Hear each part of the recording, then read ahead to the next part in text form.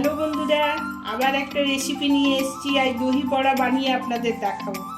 দেখুন কি কি লাগে।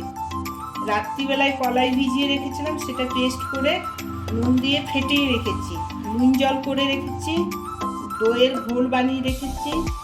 দেখুন পুদিনা আর ধনে পাতার চাটনি, ইমলির চাটনি মিষ্টি, আর টমেটোর সস, আর এটাতে লাগবে ভাজা মশলা আর বিট নুন।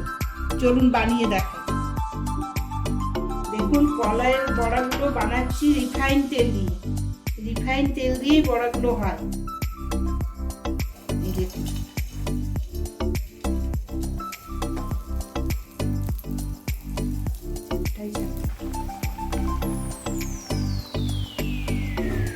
দেখুন ভাজা হয়ে গেছে। এরপরে আমি নামিয়ে নিচ্ছি, নিয়ে নুন জলে ডুবিয়ে দেবো। দেখুন নুন জলে আমি দিচ্ছি। নুন জলে দিলে একটু নরম হয়, তারপরে দই। দেখুন দইয়ের মধ্যে দিচ্ছি। দেখুন 2 মিনিট এটা ভিজবে, তারপরে আপনাদের আমি বানিয়ে দেখাচ্ছি।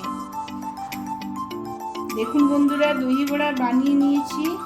এভাবে আপনারা বানাবেন, খাবেন, কমেন্ট করে জানাবেন, লাইক করবেন, শেয়ার করবেন, আর কেমন হয়েছে জরুর আমাকে বলবেন।